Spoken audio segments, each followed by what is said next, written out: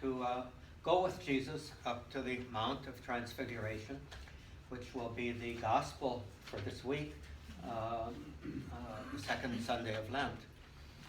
And a little bit of incidental and background stuff. One thing, nowhere in the New Testament does it tell us where the Mountain of Transfiguration is, what mountain it is, just as it took them up to a high mountain. On tours, you usually see Mount Tabor, which is about 4 or 5 miles east of Nazareth. It's very close to Nazareth. So it would be on the way between Nazareth and the Sea of Galilee and Capernaum. So that is Jesus' stomping grounds. It's also very near to Cana. And it's an interesting mountain. If you've ever seen pictures of it, or if you've been there, it's in the middle of a plain, and it's just about a 1,000 feet tall mound. Pretty evenly shaped as a hill, just rising right up out of the plain. It's very, very impressive. A couple of churches on top, and a winding road going up to those churches. It had, in the history of Israel, it had a fairly significant role in that, being in the middle of a plain, and was probably the highest thing within a good number of miles. It was a place for signaling, and both military signaling, which is always done on mountaintops. They'd light fires with certain meanings to guide the troops in the battle and so on. But it was also a place where religiously they would set a fire at the top to signify the beginning of certain holidays. So you want to know when to begin to celebrate such and so. Well, at sunset you look up at the mountain, at Mount Tabor, and if you see a fire there, you know that it's the beginning of such and such a holiday. There is another mountain, however, that is also competing in tradition for the location of the Transfiguration, and that is Mount Hermon. And Mount Hermon and Mount Tabor are just totally different. Mount Tabor is sort of, well, it's nice and neighborly. Mount Hermon is distant, tall, snow-covered, craggy, a very difficult to climb and very impressive mountain. Up in the north, it's a border between Israel and Lebanon. It's right on the Israel-Syria Lebanon border right now. And so it's way up north. Now, that's out of Jesus' normal range in around Galilee. But there's records of 2 instances where Jesus went outside that normal range. One was up to Tyre and Sidon, where he saw the Syrophoenician woman who had the daughter who was sick, and where he basically called her a dog, and she didn't angrily retort. She just said, well, the puppies also get the leavings of the table from the children. And the other place was Caesarea Philippi, which is just at the base of Mount Hermon. So, and that's where that incident that we'll talk about in just a minute, with Jesus changing the name of Simon to Peter, took place in Peter's profession of faith. So one of the Gospels, at least, Matthew's Gospel, says 6 days later he took them up a high mountain. Well, his being in that area kind of lends credence to the fact that might be Hermon. If it's Mount Hermon, you've got this majestic, you climb to the top of Mount Whitney type of experience. If it's Mount Tabor, you've got this still fairly impressive mountain, but it's right in the middle of where the action of your lives was taking place. So take your pick. Mount Hermon is also the one that sometimes is seen as the Mount of Temptation, where where the devil took Jesus up to the high mountain. Well, Mount Hermon's, that's the highest thing in the area. You can see an awful lot of kingdoms around. Couldn't quite see Rome from there, however, but that might be, a physical way of fulfilling a symbolic need. The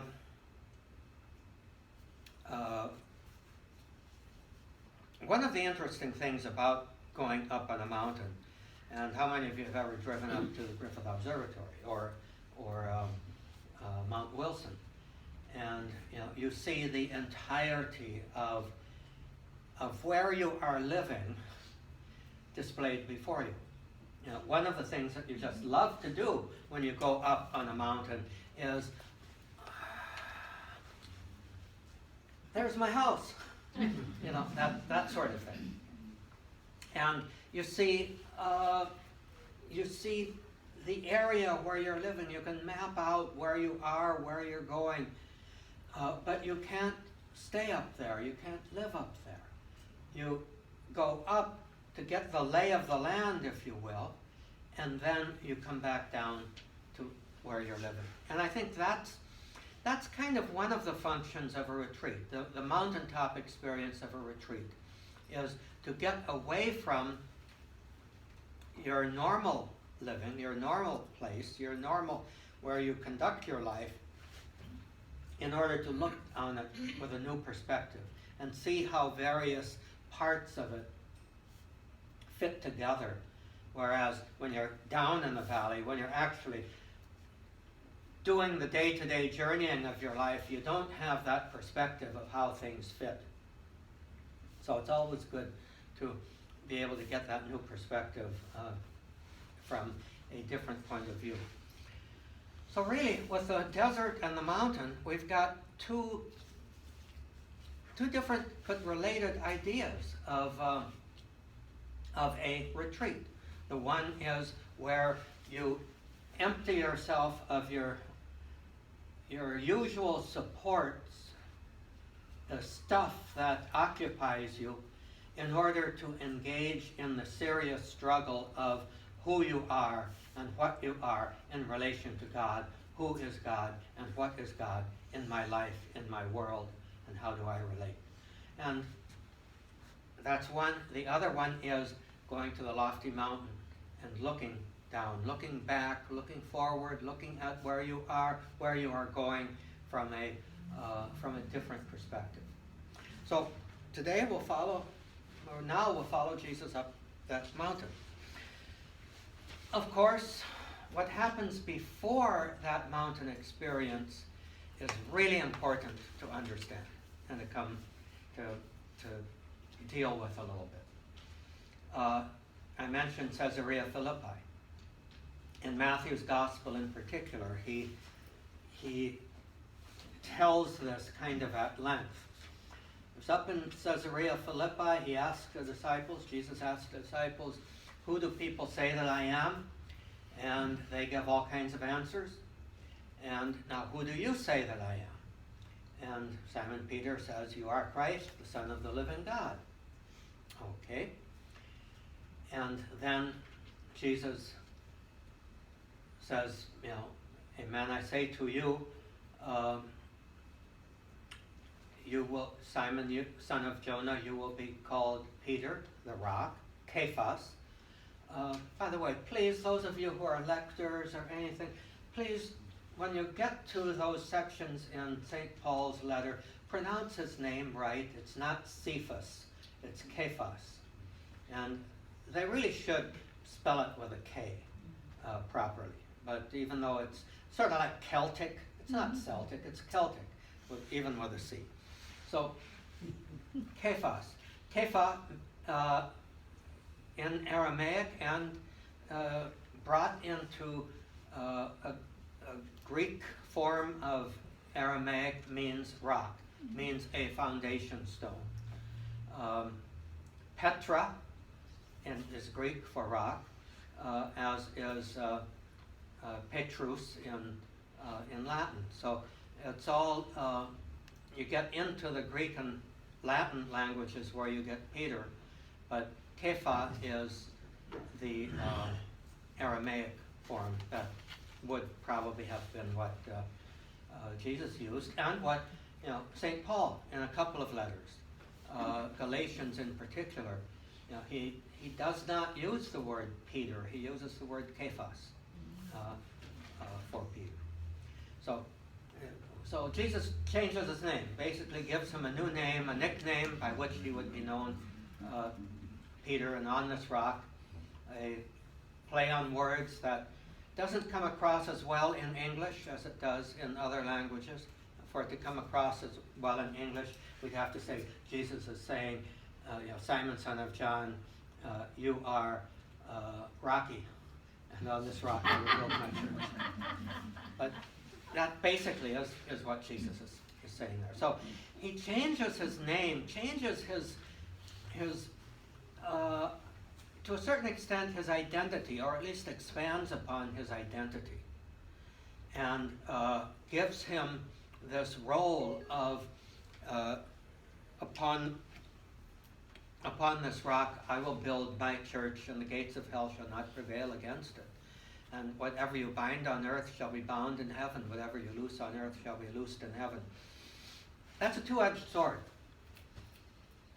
That's giving Peter and his successors the authority of heaven.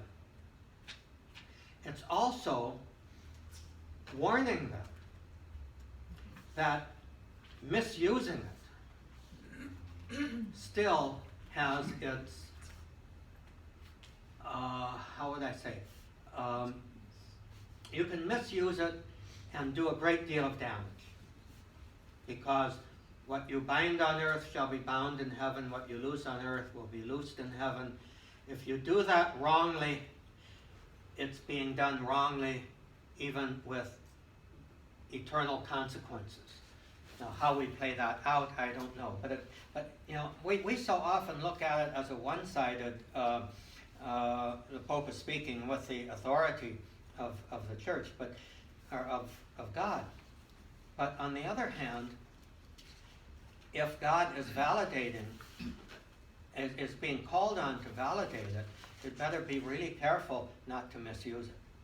And we've had plenty of history in our church, unfortunately, where the misuse of papal authority has given rise to some pretty terrible things, including, I think we have to be honest in saying, the Reformation. If the papacy had not gone for centuries in dire need of reformation, Luther probably would not have had the traction that he had. It's a lot more complicated than that, of course, but I think when the Lord gives that power, it is, as I say, something of a two-edged sword that cuts in both directions, and we need to be careful about that. So at any rate, he's saying all of these, this tremendous giving of the church this power, and Peter's and his successors' responsibility, authority within the church. And then, at that point, Jesus starts talking about his true mission. And his true mission is to go to Jerusalem, be rejected, suffer, be put to death, and rise again. And at that point, Simon Peter calls him aside and says, "Hey, wait a minute. That's not in the program. That's not what we expect of you. Far be it from you to have this happen. We are expecting you to be the Messiah, the one who's going to free us, the one who's going to liberate us. That's not going to happen by your going and being rejected and tortured and put to death, crucify and all of that. And Jesus says, get behind me, Satan. He just called him Peter, the rock on whom I will build my church. And now he says, get behind me, Satan, because you're not speaking as God. From God, you're speaking from human desires and human interests. And then Jesus calls together all the rest of his disciples and basically makes it clear that not only is this going to happen to me, but if you're going to be my followers, you have to embrace that same cross. No one can be my follower unless he takes up his cross and follows me. And then what do the disciples do? Well, they start arguing about who's going to be greatest. But it was right after that Jesus takes them up to the mountain and was transfigured before them. And I just read something that was rather interestingly pointed out here. The word behold is used 3 times in that relatively short telling of the story. It is not used to describe Jesus as changing in appearance. His face becoming, his clothes becoming dazzling white, his face radiating light, and so on. It's not used there. Where it is used is, behold, the Moses and Elijah appeared. Now, the reflection on that word behold, usually it's translated, oh look, hey look, but it really conveys more than that. It doesn't just mean calling your attention to it. It means something very significant and earth-shaking, life-changing is happening here. So, behold, this is really important, this is really worth your paying attention to because it is meaningful to you, it will change your life. Which, and lends a little bit of significance to, behold the Lamb of God who takes away the sins of the world that we say at Mass, It's not just look at this, it's behold, this changes your life. So, the word behold introduces, in a sense, Moses and Elijah. So, and they're talking together. It's sort of like the 2 pivotal figures of the whole Old Testament tradition, the 2 central people, the 2 who represent everything that the whole tradition of the people of Israel is. Those 2 are there conversing with Jesus. And it's almost like they're consulting him. It's almost like, here they are talking with him, maybe asking questions, maybe he asks them questions, whatever. But they're talking in a familiar way, which means they are affirming Jesus' role there. They're affirming Jesus as one with them and the one who now represents everything that they were standing for. So that's the first behold. Then the second one is, behold, there is a cloud. And the cloud recalls the presence of God at various key points in the Old Testament. The cloud covered the tent, the tabernacle, if you will, where they put the Ark of the Covenant in the desert.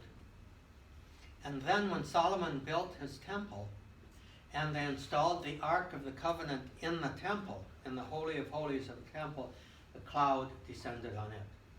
So that's always seen as a manifestation of God's presence.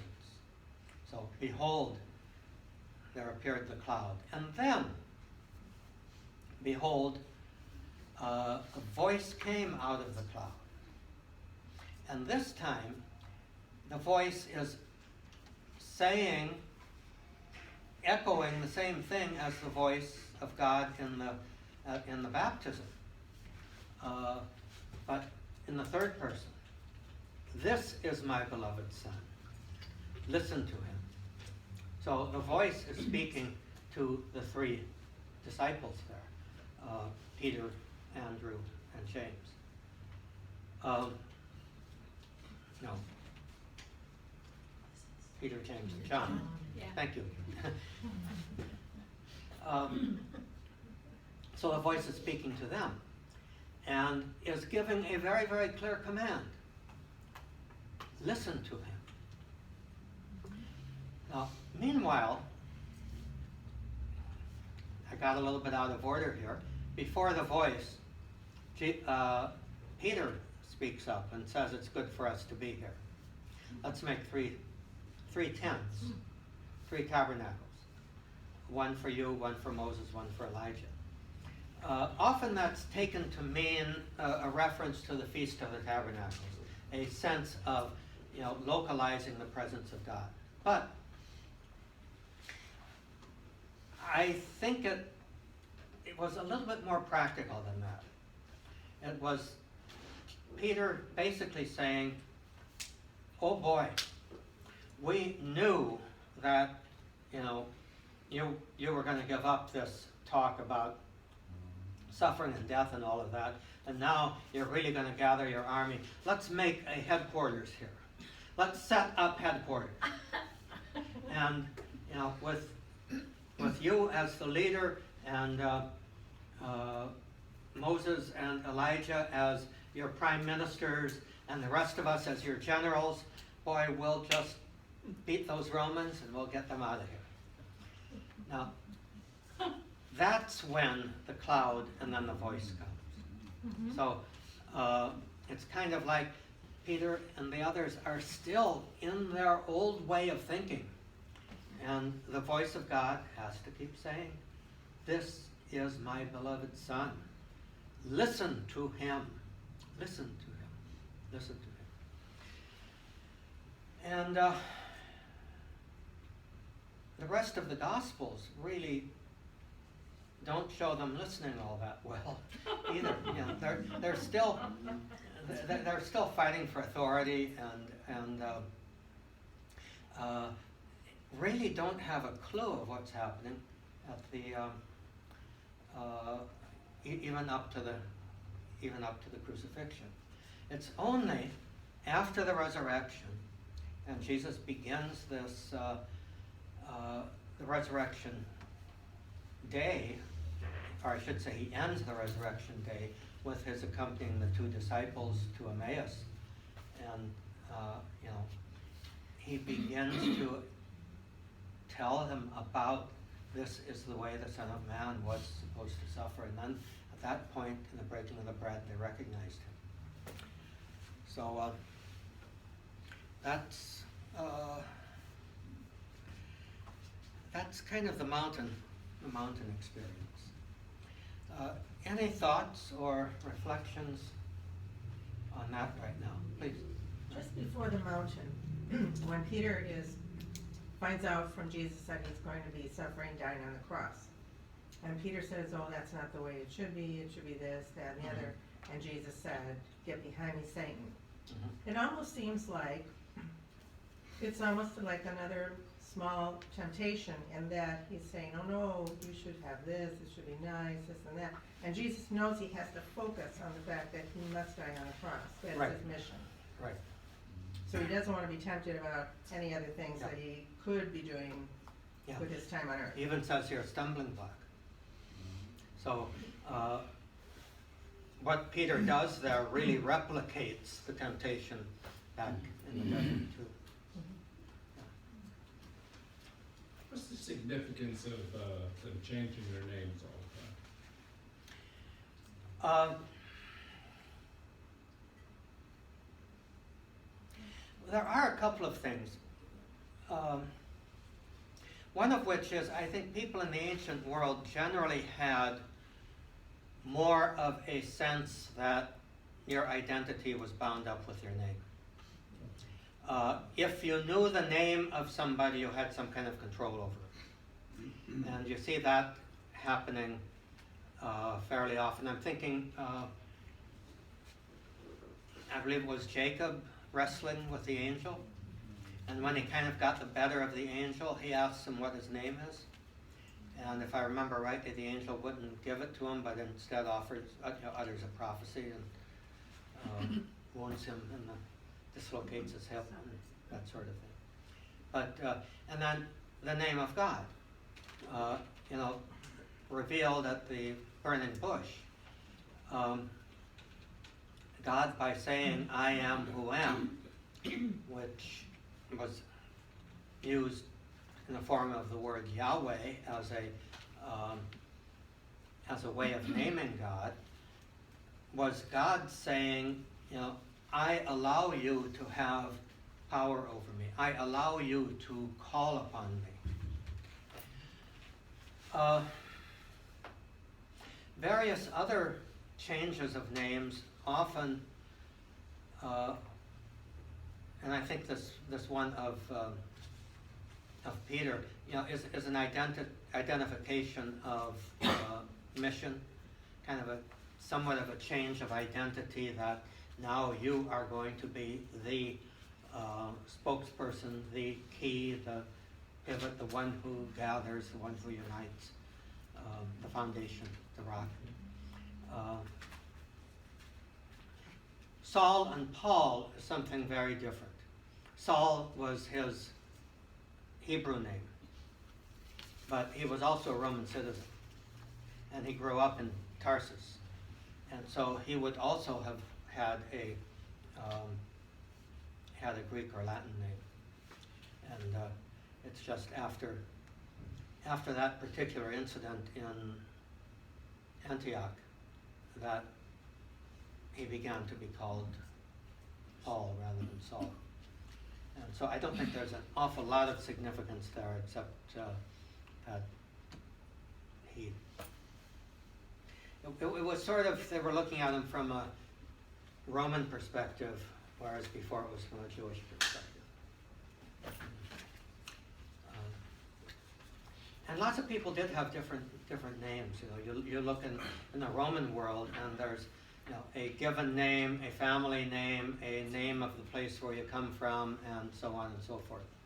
So it wasn't just first name and last name like we tend to have. Going back to Moses and the burning bush and the Old Testament vision of God in that, and then Jesus is the transfiguration and the New Testament vision of God.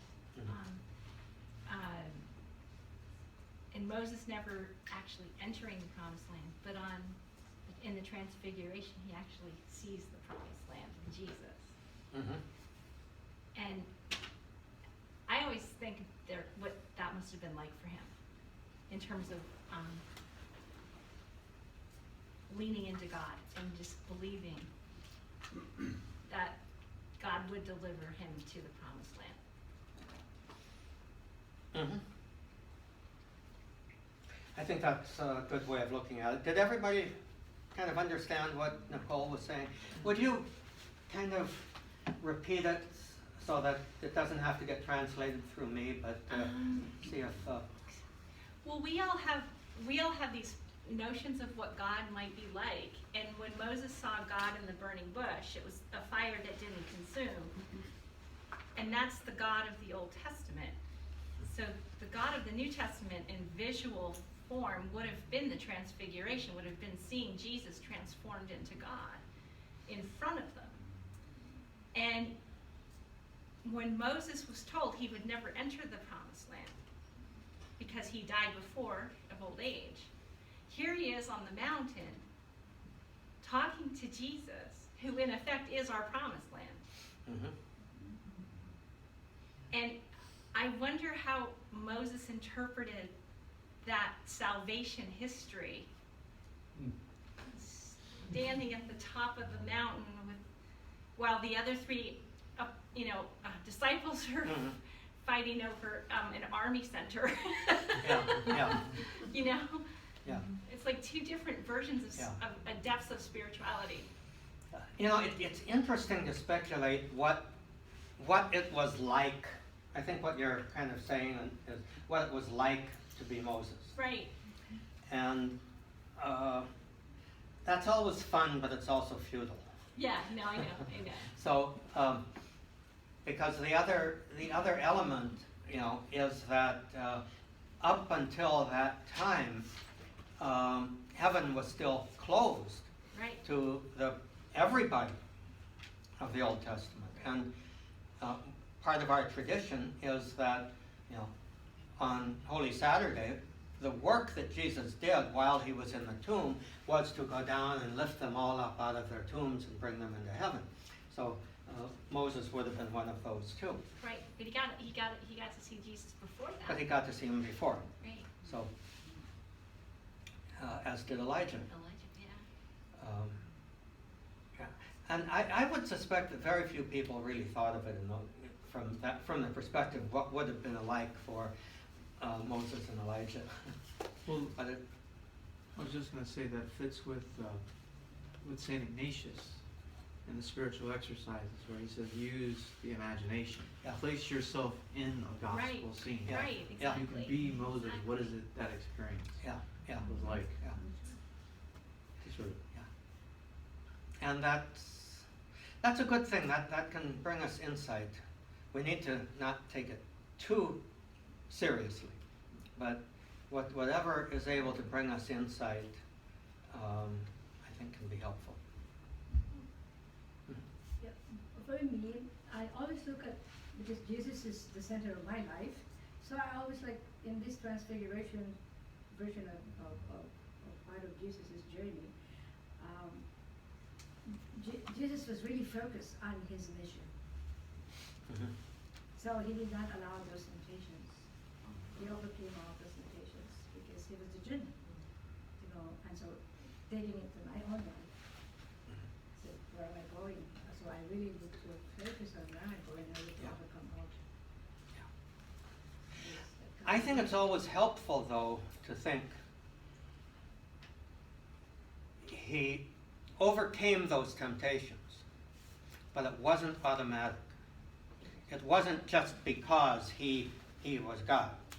He had the very real possibility, if he had free will, human free will, which he did, and that's a doctrine of the faith, he had a human will distinct from the divine will. In fact, I think a very good theological reflection is essentially what happened in Jesus is the human will perfectly united with the divine will, but they still maintain their same distinctiveness.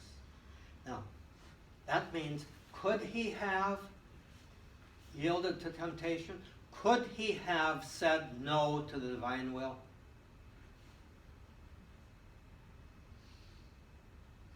It's an interesting question. The real answer to that is, if he had, we'd never know about it. Right. We'd never know about it, because the whole order of salvation, God would basically have had to say, got to do it again. Maybe God did it before and did not find that kind of responsiveness. We don't know. There's an interesting poem by Bishop. It's not coming to me. Bob Mordneau, speculating on whether there were others before Mary who said no. Said no, right? Mm. And the point is, we'd never know. But the thing is, Mary said yes. Jesus said yes. Father Tom, the desert, the 40 days in the desert, going back to what we were talking about, I honestly, if I look at Jesus in the desert, he's looking for self-knowledge also, I would think, before he goes out in his ministry. Mhm. And the self-knowledge of knowing his human will versus his divine or human nature versus divine nature had to be pretty intense to try to figure. I mean, I can't even imagine going there in my head Mhm. of his journey of self-knowledge in the desert Mhm. on both those pillars. Yeah. Yeah. We really cannot imagine the interface between Jesus' humanity and his divinity. All that we can do and have to do is be careful when we affirm his divinity that we don't cast his humanity into something unreal. And when we affirm his humanity, to be careful that we're not downplaying the divinity. But how to keep them conceptually in balance for us, we can't do it. We just have, that's where we have to say it's a mystery. So it is always wrong to say, well, of course Jesus could do that because he was God. His embracing of the cross and his acceptance of that kind of death was as humanly as difficult for him as it would be for any of us, and as terrifying. And I think we need to also remember that probably the most authentic word of Jesus on the cross was, my God, why have you forsaken me? That his human experience on the cross was one of being forsaken by God, even though he was the Son of God. And we can't really fathom that. But at that moment on the cross, all sense of having a relationship with a loving God vanished for him. And he could rightly cry out, my God, why have you forsaken me? And see, what I think is salvific there for us, and where he can identify with us, is he kept his faith even when everything had fallen apart. He still had to embrace the cross with faith. Without his faith, we're not saved. And I think that's really a key thing.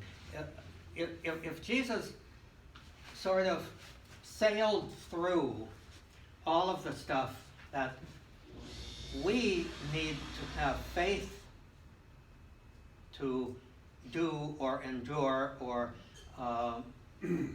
go through, he's sort of like a puppeteer. You know, he didn't really identify with us because he had an edge over us. And we're saved only because he, being God, freely chose not to have an edge over us, not to have even a psychological sort of escape hatch, you know.